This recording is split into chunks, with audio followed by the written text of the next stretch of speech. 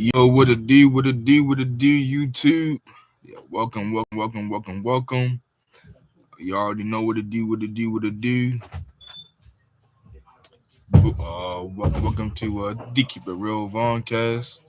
Um, uh, y'all already know how we do. Um, uh, yeah, I'm sorry about that. That was my father, but yeah, like I said, um, you already know how we rocking, how we coming. My name is King Devon, aka Mr. Nightwolf. Everybody, let's give it up for the stream. Um, and like I said, sit back, relax, and enjoy the live stream. Um, yeah. This is my second stream so far. That I'm gonna be doing and stuff like that. Yeah, this is my second stream. Um, so like I said, um, yo, what's up, Brooke? Yo, what's good?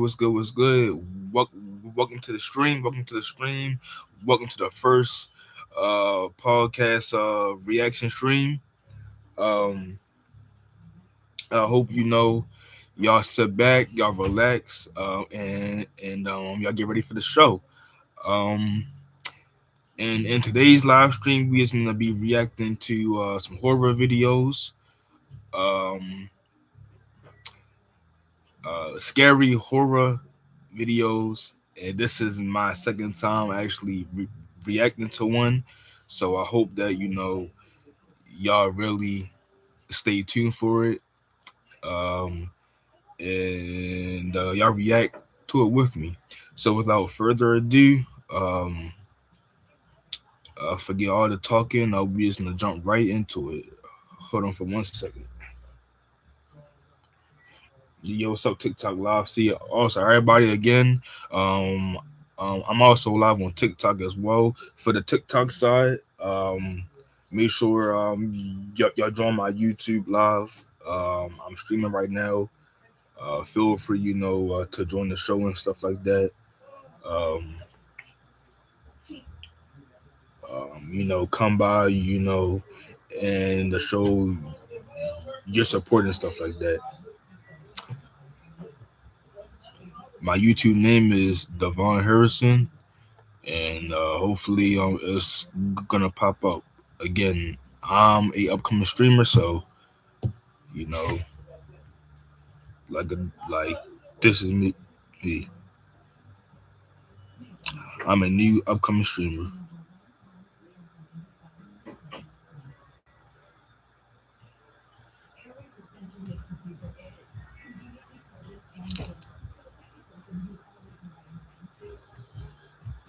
All right, everybody, 1 second.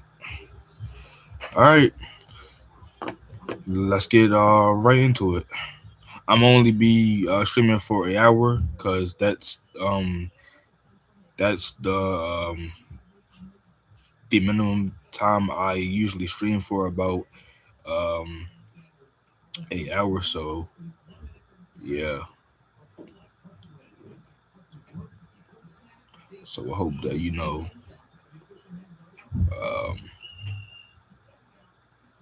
so I hope that y'all time y'all stuff for until 4 o'clock. Which one is it? I think it was this one.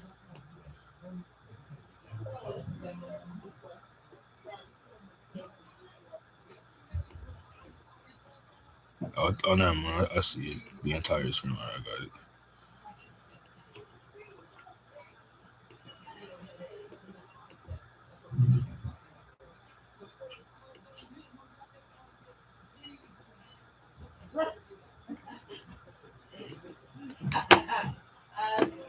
All right, I see enough. I can see it.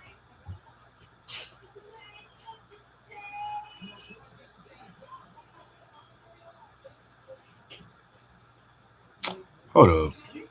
I'm trying to share my screen. What the hell?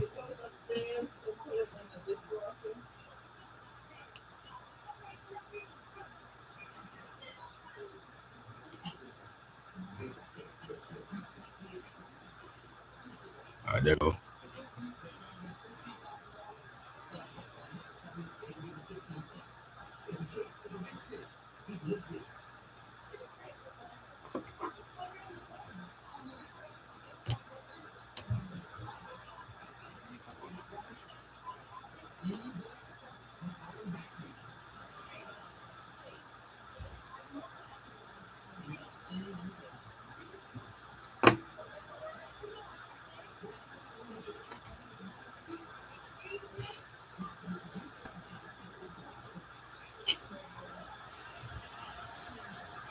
All right, by 1 second, like I just have to make sure that I'm sharing my screen. Okay, all right, good. I am. All right, everybody. Well, let's get right into it. Make sure y'all grab y'all popcorn, y'all grab y'all soda, y'all juice, whatever. Sit back, relax, and enjoy the show. And I would truly appreciate it. So let's get right into it.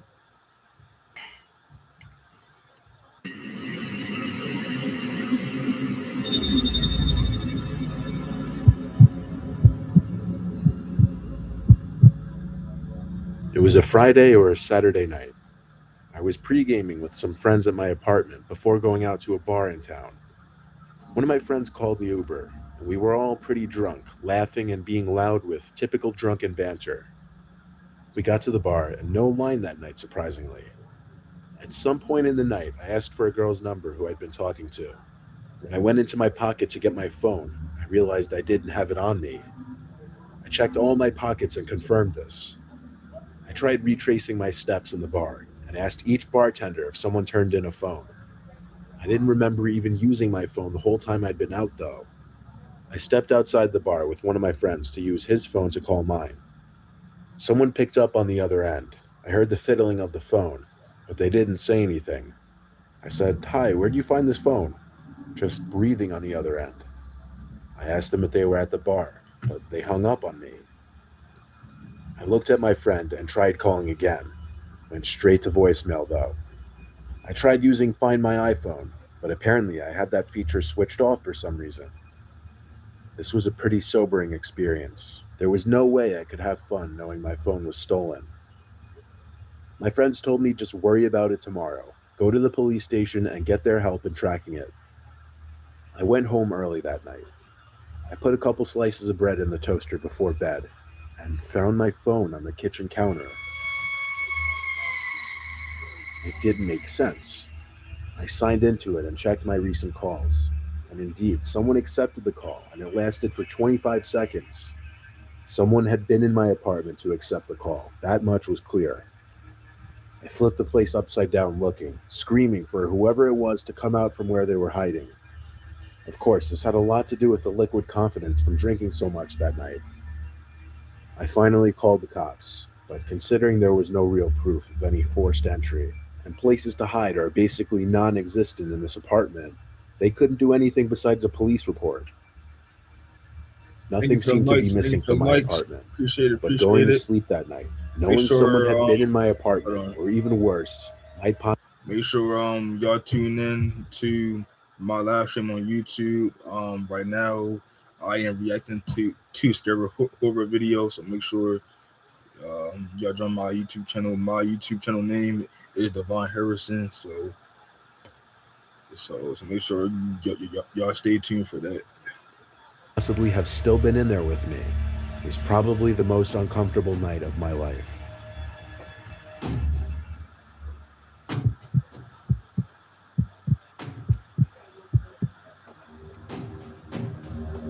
I was 17 years old, and this happened on a late summer night. My dad and little brother had gone to a Boy Scout campout. My dad was one of the scoutmasters. I was home alone with my mom for the weekend. She was already in bed at this point. It was about 2 in the morning, and I was just finishing up my late night gaming. I had to go to the bathroom one more time before going to sleep, though. While sitting on the toilet playing games on my phone, I heard the faintest little tap on the bathroom door. Mom, was that you? Mom, I yelled. It wasn't windy or anything. There didn't seem to be any logical way to dismiss it. I slowly and nervously opened the door, but there was nobody there. However, my bedroom door was now shut. I was certain I hadn't shut it. I went over to my mom's room and told her that I thought somebody was in my room. She didn't take me seriously and told me that she didn't know what to tell me. I tried to convince myself that maybe I did shut my door. I opened my door feeling extremely freaked out, and when I snuck a peek into the room, I felt like my heart exploded inside of my chest. I could see a hand sticking out from behind the dresser in the corner of my room. Somebody was hiding there. I ran to my mom's room and locked the door behind me. After quietly freaking out, telling her there's a man in the house, she finally believed me and went straight to my phone to call the cops. I put my ear up against the door to try and hear anything going on outside. I eventually heard the man's footsteps come out from my room and slowly come closer to my mom's room until making it right outside the door, then stopping. I could see the outlines of his shoes through the bottom crack of the door. He tried the doorknob, but thankfully it had a lock. It seemed the lock was enough to persuade him to give up, because I heard him stomp down the stairs and out the front door. I hurried to the window to see which way the man was heading, but he was already gone.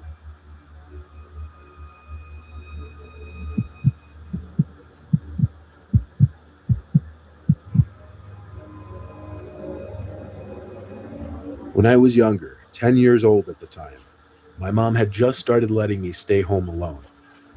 We had been watching my mom's friend's dog while they were on vacation.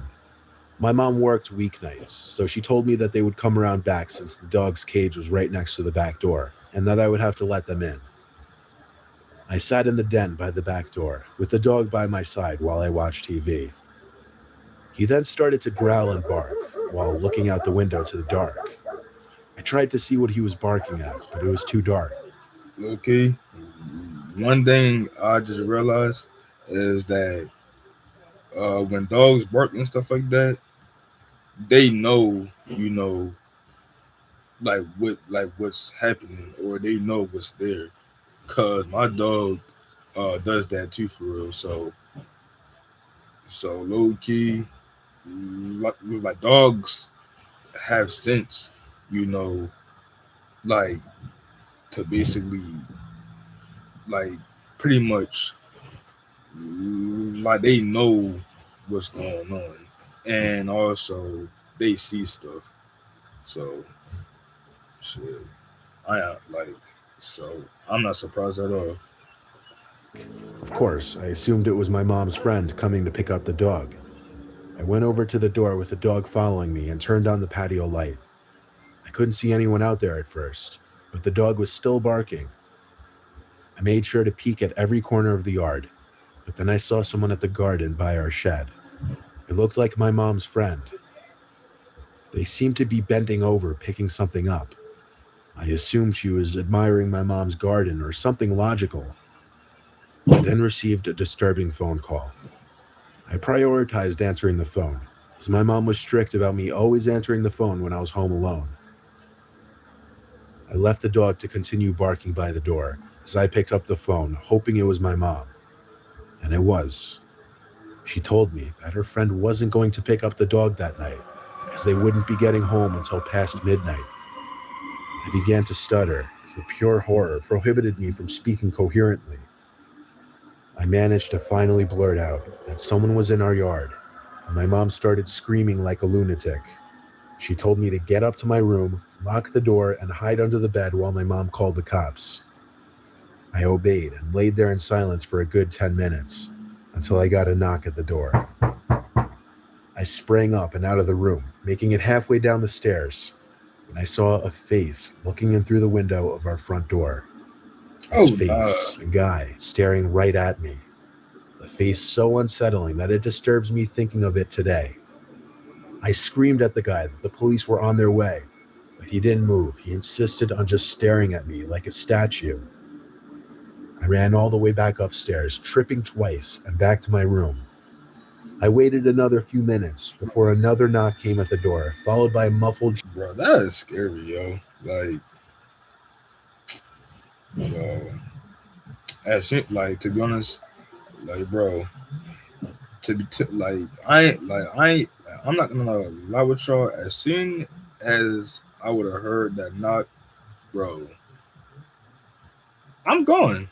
I'm gone. 'Cause, like, bro, I ain't like what, bro. I'm finna need to get like, bro, the fuck out of there. Like, fuck that. shouting noise. It was the police this time. They scanned the whole premises, but the guy was gone. They took me into custody until my mom arrived at the station. After that incident, she started having a babysitter watch me again, all the way until I was 12.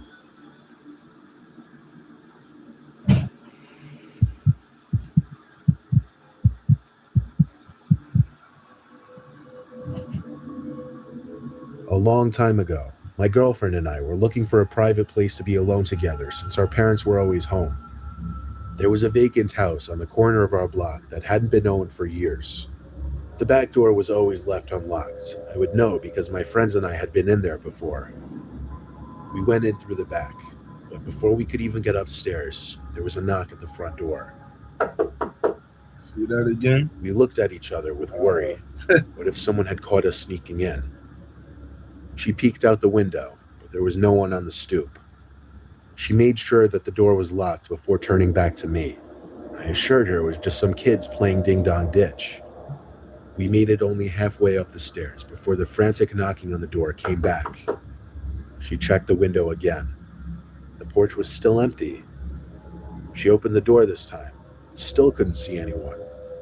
I wanted to look tough to impress her, so I stepped outside and yelled at the pranksters to try it again. I shut the door and waited behind it, hands on the doorknob, ready to throw the door open. I just waited there for at least a minute, and I was about to just forget about it when I heard the blood-curdling scream of my girlfriend. I turned to see what she was screaming at, and I screamed as well. That scared the shit out of me. Yo, y'all let me know inside the comments what y'all think about this too. Yo, cause my heart just shattered really hard. So, bruh, y'all let me know basically what y'all really think inside the comments, bro. Cause yo, because the minute I would have heard that scream, bro, I'm dipping out. Real talk. Just barely in the dark, we could see the silhouette of a huge humanoid figure very slowly making its way down the stairs. It was moving in a hovering like motion. We ran past it just in arm's reach and left the house the way we came. We ran all the way back to my house, both of us out of breath. We know it couldn't have been an old person. They had to be at least 7 feet tall. Nobody was supposed to be living in that house, though. I even asked a friend living across the street from the house, and he said it had been vacant for years. The ghostly way the figure moved made it all the more disturbing. We both agreed to keep quiet about this story, but I still occasionally have a nightmare or bad thoughts about that night.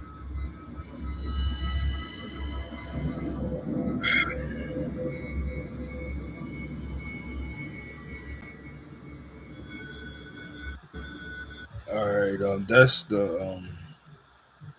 that's the first horror story. Let me try to find another one.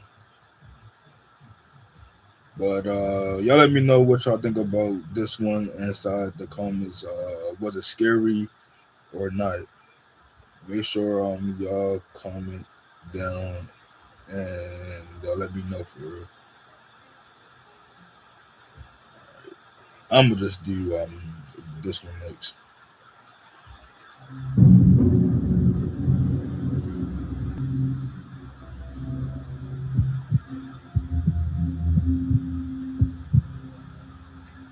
My friend Keith has an uncle with dementia. Long story short, his uncle usually lives with his grandma. But she was in Florida with some church group for the week, and Keith was going on a business trip. So while he was gone, he hired me to house sit. This included watching after and taking care of his uncle. I'll call him Uncle Nick. Keith would only be gone for 2 days. On the first day of my house sitting, I mostly just hung out in the backyard reading and tanning, or in the living room watching TV. I cooked twice. Each time I made extra food for Uncle Nick, but I never saw him come out of his room upstairs. I went up to knock on his door lightly and tell him I made food. I heard a grunting noise on the other side of the door. I assumed that was his way of You said acknowledging me. Donovan? I never actually met his uncle. Oddly enough, we weren't How about introduced that when Keith love? hired me for this little job. Uncle Nick was fully aware of my being there, at least that's what Keith said. He never left his room to eat while I was in the I'm living on room, YouTube right now, so I fool. went up to Keith's spare room for the night. Come join the I show. left the door cracked open so I could listen, and I eventually heard a door down the hall opening Same and thing for YouTube. unsettlingly quick and heavy Me too. footsteps moving down the hall and down the stairs. Seconds later, I heard the same footsteps rush back up the stairs and back to the room. Then the door slammed shut. It was honestly a little unnerving. Hard to explain, just the intensity of his footsteps, like he was avoiding me or something. The next day was pretty similar to the first. I made 2 meals and left the food on the counter for Uncle Nick both times. Uncle When I Nick. was laying in the backyard again, I came back in to see the plate was empty, so I guess he was really avoiding me. I went back out to tan some more, and when I thought about it, I looked up to the bedroom Nick was staying at, and there he was, looking at me through the window. I think when he noticed me, he ducked down. I felt so uncomfortable that I folded up the blanket and went back inside and up to the spare bedroom. It was okay. One more night of this and Rolling. I'd be home. Welcome to the I made dinner that night and left him another plate. Y'all subscribe to my As I channel. walked up to the spare bedroom, I noticed his bedroom door was open now. First time I'd seen that. Maybe he was becoming less shy. I went to brush my teeth and go to my room for the rest of the night to give him his space. I was having a rough time sleeping though. I What's just good, wasn't bro? tired What's at good? all. What's good? Nothing While much. laying there in the dark, On I live heard a short YouTube. creaking sound TV, coming from inside scary, the room, scary horror. even over the noise of the fan next to me. I sat up and looked around, still able to slightly see in the dark room. I didn't see Y'all anything. subscribe. Subscribe to my More YouTube channel. specifically, I didn't see Uncle Nick. I was getting paranoid, honestly. Yeah, hold on, everybody. Hold up. One sec. I have to shout out my YouTube channel real quick. For everybody that's on here, subscribe to my YouTube channel. That's my YouTube channel. So subscribe to it. I am reacting to horror stories. I wish I could pin it in some of my comments, bro. I bet. Said put the link in your bio.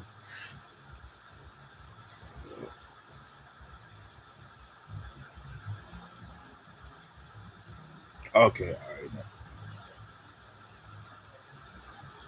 Fine shit. Thank you for the likes, I appreciate it. Alright. Right now I'm back everybody. Why was I becoming so creeped out by him? I lay back down on my side, facing the wall next to the bed. I ignored the little sounds I thought I was hearing in my head for the most part, but when I heard a very faint groan, I sat up and turned off the fan to listen. I heard breathing. I turned to the far right side of the room by the desk, and there he was, sitting on the desk chair, turned to me. Oh I nah, bro. screamed in fear, That's and he scary, came up to bro. me, going shh, and covered my mouth with his hand. Hey, In the moment, I thought he was trying to suffocate me, so I pushed him off of me and ran to the nearest bathroom to lock the door. oh yeah, I there you go. listened as I heard his manic footsteps rush back to his room and slam the door. My heart was pounding inside my chest. I called Keith and told him about it. He sounded like he wasn't even that shocked. That's the scary thing. He told me it's best I sleep in the bathroom with the door locked. And when he said that, it said to me that his Uncle Nick is potentially dangerous, which scares me even more. I slept maybe 3 hours max that night on the bathroom floor, and in the morning, I quickly packed my backpack and waited out in the backyard for Keith to return. He paid me extra for what I had to deal with. I suggested he get his uncle some serious help because I think he has more than dementia, and I still don't know what his intentions were that night.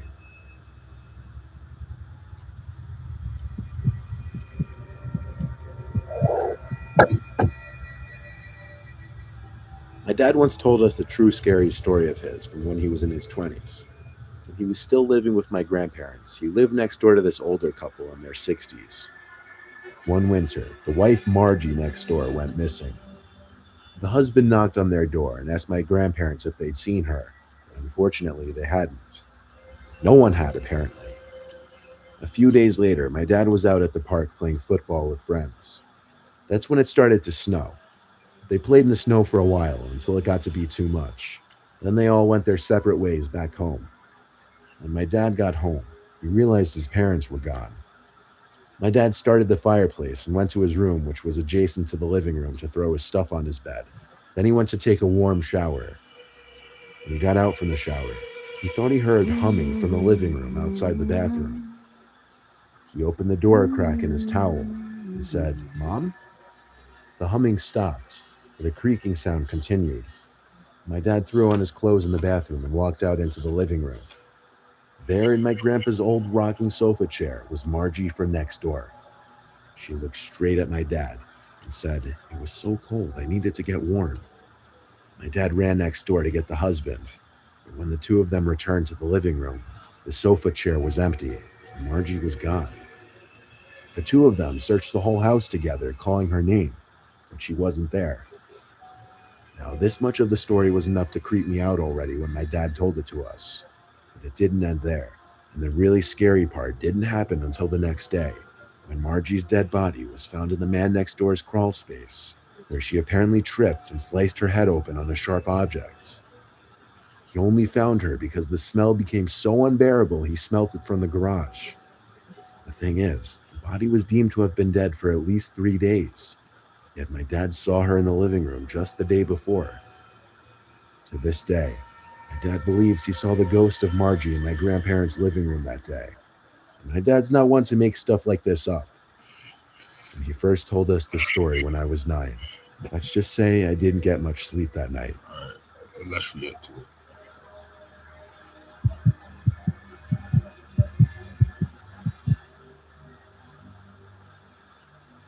There's a lot of Black Lives Matter protesting going on in my area.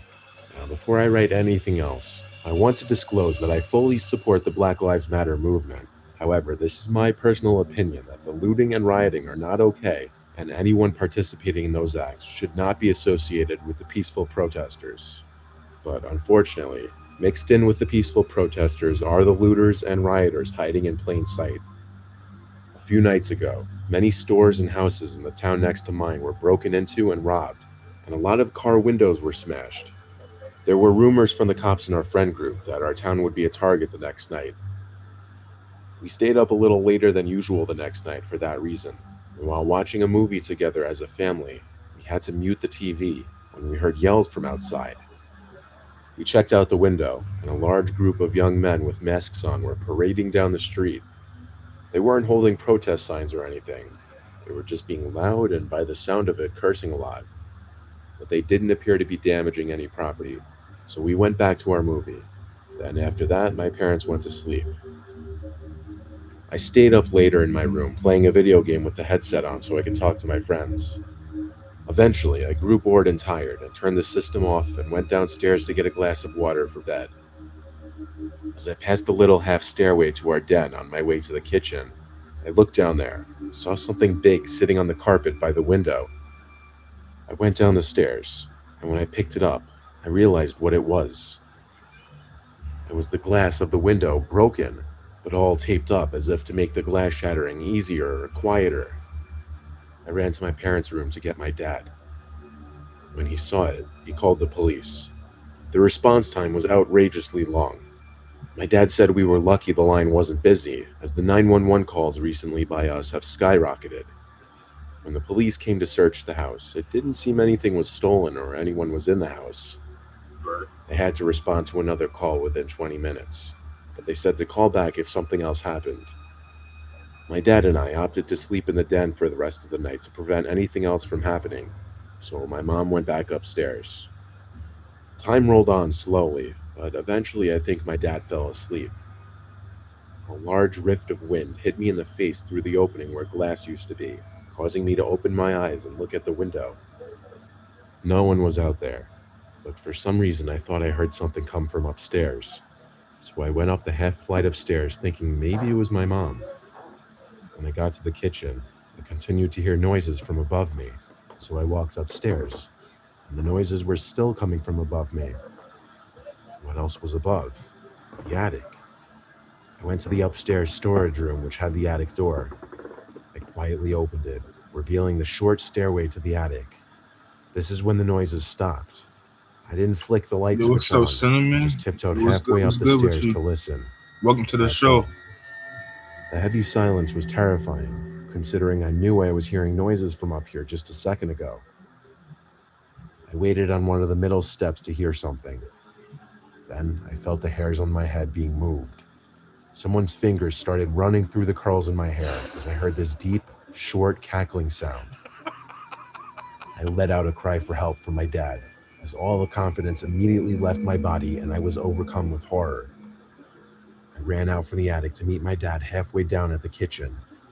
He didn't go up to the attic, he once again called the police instead, while we heard shuffling and thumps from above us.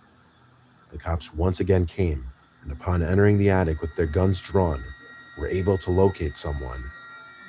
They came out of the attic with some creepy old man with a mask on, looking at my family and I and laughing as he walked out. When the cops asked him in the back of the car what he was planning on doing, he simply admitted right away that he's seen all the looting going on the news, that he wanted to join in on the fun. He made his way to our attic because he said that's where people store their most valuable possessions. Based on the way the man spoke and acted in general, you could tell he was certifiably insane. He told the cops that he was alone. Oddly enough, he answered all their questions no problem. But once again, this guy clearly had some screws loose or missing entirely. Feeling him brush his hand through my hair like that will probably haunt me for a long time, maybe even life. And one thing is for sure, I don't feel safe going in that attic anymore.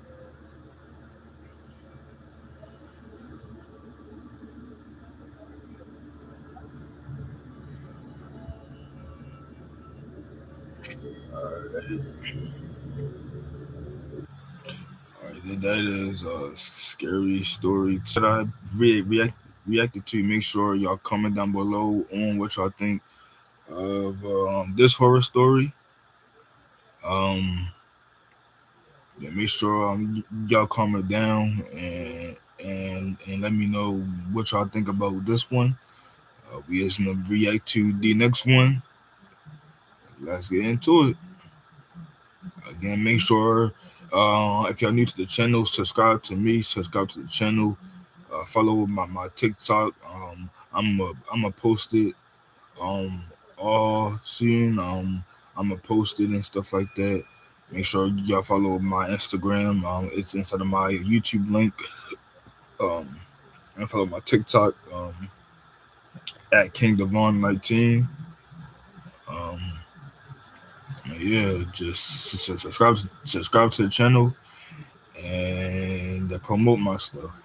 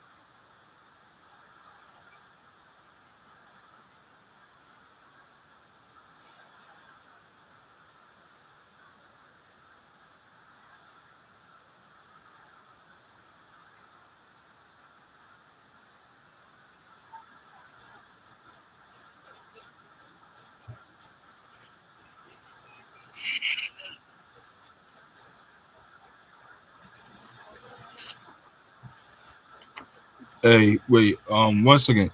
Um, just to let y'all know, y'all let me know what y'all want me to react to next because for right now, I'm gonna be reacting to a lot of horror stories and stuff like that. If y'all want me, to react to something else, y'all just hit me inside of my comments section after this video, or y'all can let me know right now inside of the live comment section right now. So again, whatever y'all want me to react to next, feel free to hit your boy up, you know, or comment down below.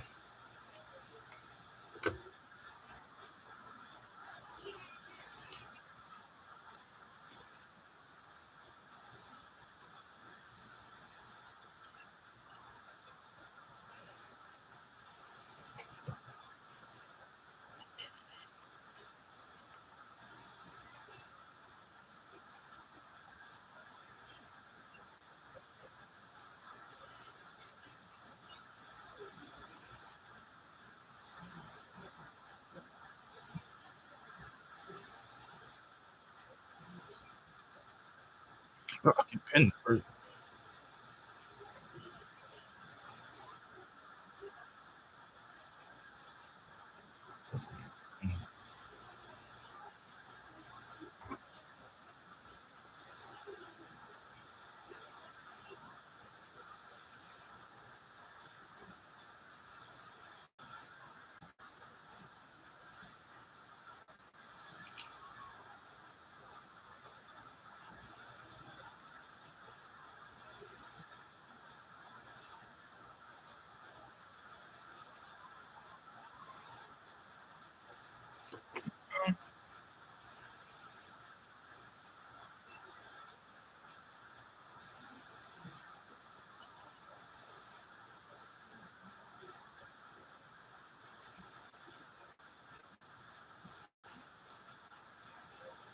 Oh, Stood there watching me. I could feel the situation turning wrong. I told him calmly that I was armed. The man slightly laughed and said something about me threatening him instead of inviting him to join me, and asked where my hospitality was. Then he turned and walked back into the darkness, his footsteps fading into the woods. I stood there for a long time after that, staring at the trees. Roscoe stayed close to me. I didn't like any of it, but eventually I told myself he was gone. I put out the fire carefully, throwing snow on it and stirring the ashes until there was nothing left that could glow. I didn't want light drawing attention. I crawled into my tent and sealed it up. Inside, I did everything I could to stay warm. I laid my sleeping pad down to keep the cold ground from draining heat from my body. I stayed fully dressed, pulled on a knit hat, and cinched my sleeping bag tight around my shoulders. I kept a hand warmer near my core and another near my feet. Roscoe curled up next to me, his body heat helping more than anything. I lay there listening to the woods, or rather, the extreme silence. After a while, Roscoe started growling again. Then I heard what he was growling at: footsteps in the snow. They stopped, and Roscoe quieted, but his ears were still perked up. Then the footsteps started again, closer this time, and slower than before. They came right up to the tent and stopped. Roscoe began howling loudly. I whispered for him to stop, terrified of drawing attention. When he did stop, he went back to growling. Whoever it was just stood outside the tent. I could hear subtle movement, like the shift of weight in the snow. I had my gun in my hand now, but I didn't want to make threats. I didn't want to be forced to follow through with the threats. I have never actually shot anyone, and I don't think I have it in me to kill someone even in self-defense. Finally, I couldn't take it anymore. I cocked the gun and said clearly that I had a gun and that whoever was there needed to leave now. But realistically, who else could it have been besides that creepy guy from before? that's how you're supposed to do it. I would do the same thing too. There was silence for a few seconds. Then I heard footsteps again, moving away from the tent. Slowly at first, then faster, before disappearing into the woods. I didn't unzip the tent to look out. I stayed frozen for hours. Roscoe stayed alert the entire time, which was the only reason I even felt remotely comfortable eventually nodding off. I certainly wouldn't have if I were alone. I barely slept, drifting off only in short bursts. When the sky finally began to lighten, I packed up as fast as I could at the crack of dawn.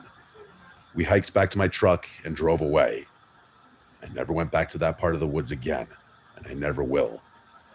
Creeps like that guy really make life scary sometimes and remind you that you can never really let your guard down. If you get stuck on the melody, or if you just feel like you can't get a song started, Output's co-producer is very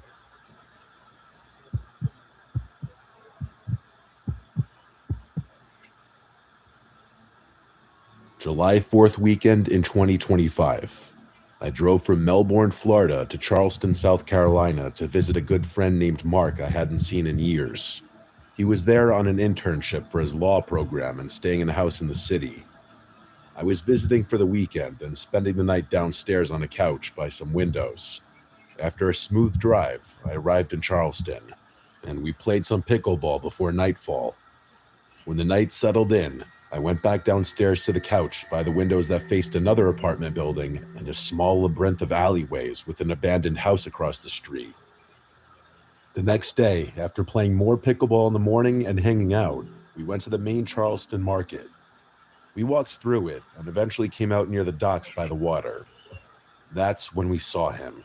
A man in a wedding suit was shambling down the road near the water. He wore a crisp bow tie and clean dress shoes, and his suit looked freshly pressed. He had long black curly hair and a tan complexion. The market behind us was loud and busy, yet this man moved alone across the street with a slow, detached movement. He didn't notice us and seemed to be in his own world. If we crossed the street, we would have walked straight into him. Instinctively, I wanted to avoid him. I grabbed Mark by the arm and told him we were not crossing. We walked to the right, deeper into the city, and picked up our pace. He was moving slowly, so we created distance easily. I told Mark it was strange and that the guy didn't look homeless. His clothes were too clean, too crisp. Something about him felt wrong. Mark agreed. We kept walking for a while. A few streets later, on another busy stretch of Charleston, we looked toward a shop and saw him again. That same man, with the same shambling movement. He was far down the street, diagonal to us, moving at the same slow pace. Somehow, he caught up to us, even though there was no clear way he could have reached that spot without us seeing him. I pointed him out to Mark, and we both stared. It made no sense. He was in a completely different part of the city, but moving exactly the same way. We pushed it aside and kept exploring Charleston. The next day was July 4th, and that night we watched the fireworks on an island about 20 minutes from the city. By then, we had mostly forgotten about the man in the suit. We assumed he was just some strange person wandering around, but something about him set off alarm bells. It felt out of place, wrong. That night, we decided to go on a ghost tour, which we had already planned before the trip. It was my last night in Charleston on July 5th, and the city was packed. It was a busy Saturday night with crowds everywhere, lights pouring from restaurants, and that historical atmosphere Charleston has after sunset. We finished the ghost tour and walked through the main area of the city, filled with restaurants and nightlife. The street was crowded, and a particular wave of people was moving toward us, and quite fast. As this group approached, both Mark and I noticed something at the exact same moment. It was him, the same man in the same wedding suit, with the same bow tie and the same black curly hair, shambling in the middle of the crowd as if he had been placed there. He stood out instantly. His movement was completely different from everyone else. He didn't blend in. No one around him noticed him. Two people were walking right beside him, and he brushed between them without either of them reacting. He kept the same slow, unsettling pace while the entire crowd moved normally around him. He glanced at us for a brief second, and then continued forward. It was as if he was tied to the movement of the crowd without truly being part of it. Mark and I looked at each other in shock. It made no sense. He didn't belong there, and something in both of us recognized that immediately. We watched him move down the street until the crowd thinned out. When it did, we saw him clearly, still shambling, still moving at that same unnatural pace, disappearing into a darker side street until he turned a corner. We were quiet, not panicking, but deeply unsettled. The same man in the same suit appearing multiple times in different parts of the city, always shambling, always out of place. Both of us knew something was wrong. Later that night, we returned to the house. Mark went upstairs to his room, and I went downstairs to sleep. I shut the blinds and tried to settle in. At some point in the middle of the night, I woke up to a tap on the window. I froze. After a few moments, I forced myself to look. I lifted the blinds slightly and looked down the alley. At the far end, I saw the back of a man turning the corner. It was him again. He moved out of sight, but right before he disappeared, he looked back toward the window. I told Mark the next morning. I explained what I saw, and even he admitted that the entire experience was disturbing. He doesn't believe in anything paranormal, and he's extremely logical and grounded, but even he was shaken. As for me, I'm more spiritually sensitive, and this experience stayed with me, and I also know it's with Mark months later. I'll never forget that weekend. The man in the suit felt real and unreal at the same time. Something about all of it was off. I drove home to Florida on July 6th, and the image of him turning that corner has stayed with me ever since.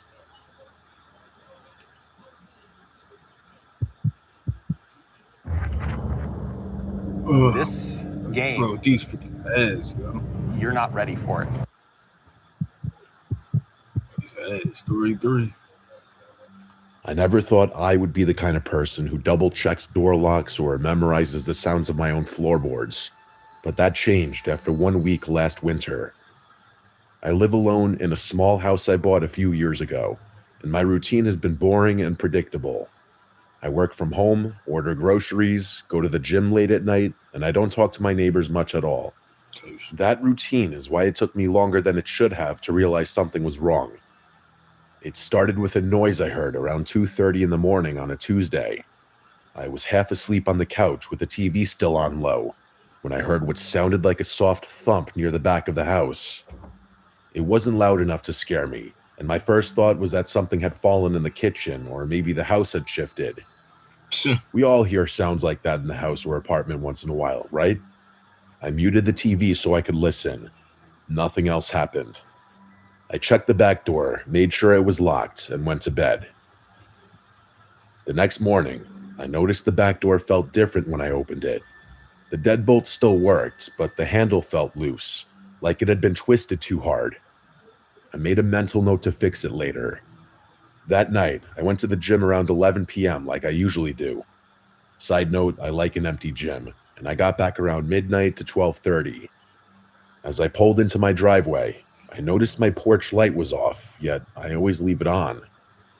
I stood there in my car for a few seconds trying to remember if I had turned it off earlier, and I convinced myself I probably did. Inside, everything looked normal. I walked through every room just doing an innocent little analysis before going to bed, something I had never done before. On Thursday morning, I woke up to my alarm and noticed my phone was at 12% battery. I always charge it overnight, and I clearly remembered plugging it in. The cable was still connected to my phone, but the charger was no longer connected to the outlet. Weird. I told myself I must have knocked it loose in my sleep, but that explanation didn't really make sense because my phone was still on the nightstand, not in bed with me. At that moment, my only explanation was I picked up my phone in the middle of the night, accidentally yanked it off the outlet without realizing, and set it back down. I started paying closer attention after that. That night, I stayed up later than usual, sitting in the dark with the TV off, just listening. Around 3 in the morning, I heard slow thumps coming from the back of the house. Footsteps? I asked myself. Nah, it can't be. I held my breath, but the thumps seemingly stopped. After a while, I convinced myself the thumps came from outside. I'm in the suburbs. There's of course other people around, even at night. The next day, I found muddy shoe prints on the floor near the back door. Oh, The thing is, though, the footprints weren't clear. no, no, no, no, no. The minute I would have saw shoe prints on the like fucking floor, bro, you already know what's about to happen. And to be honest, and in that case, you might as well should basically either run out the house and try to call the police or something, bro. Cause, bro, like the person is pretty much already inside your house, so you might as well should, bro. Like pretty much get out of there and call someone. Like I couldn't I'm just saying though, cause that would definitely be me. Just saying.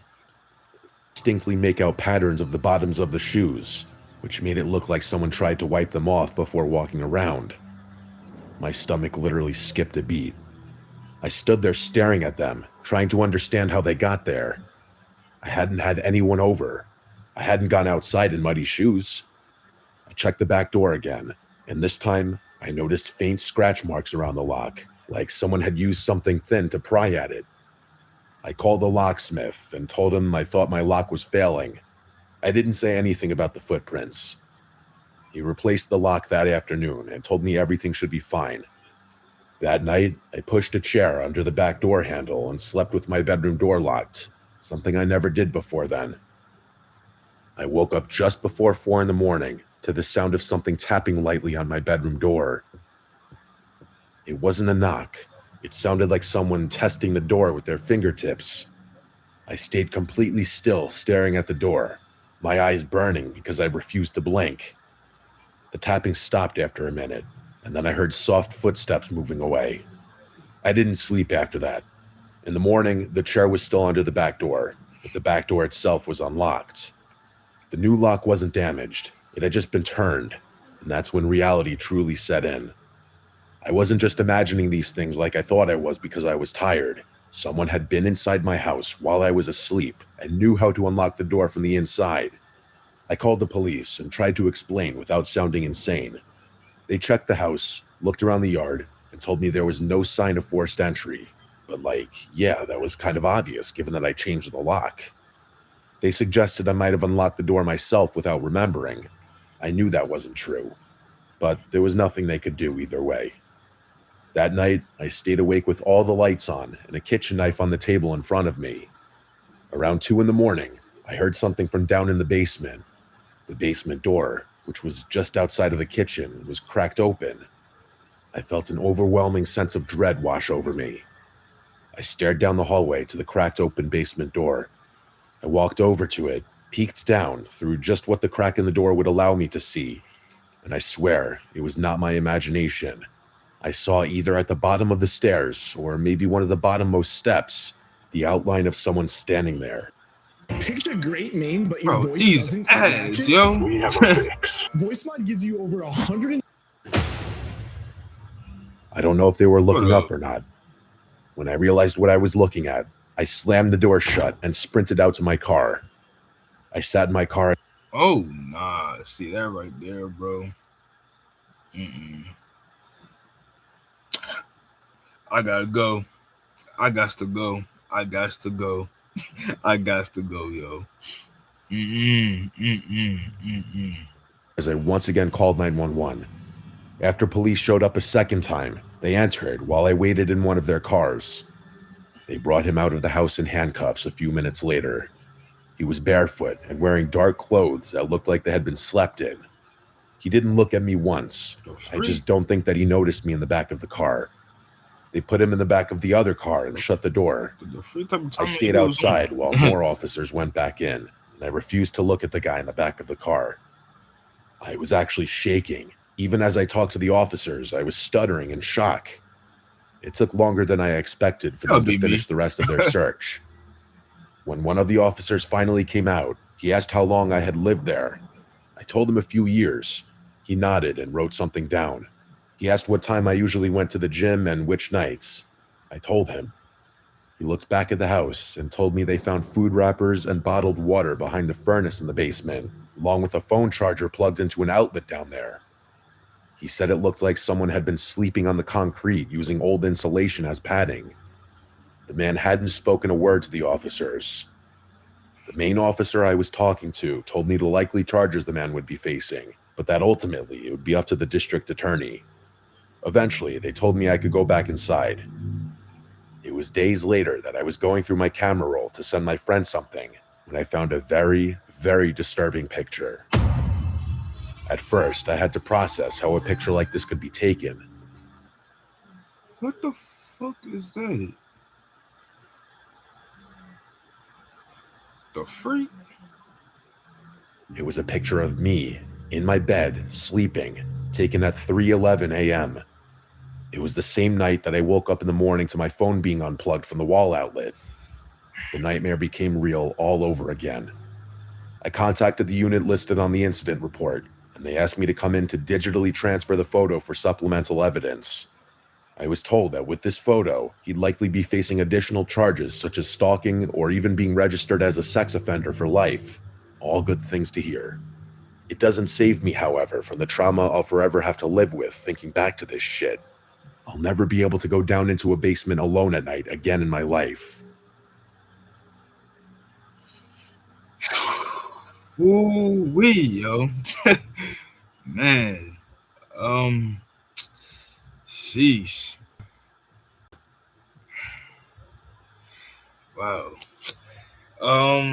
Man, what a horror story, what a horror story, what a horror story. Oh man, yo, that's scary, yo. But man, this brings it to the end of the live stream though. It's 4 o'clock.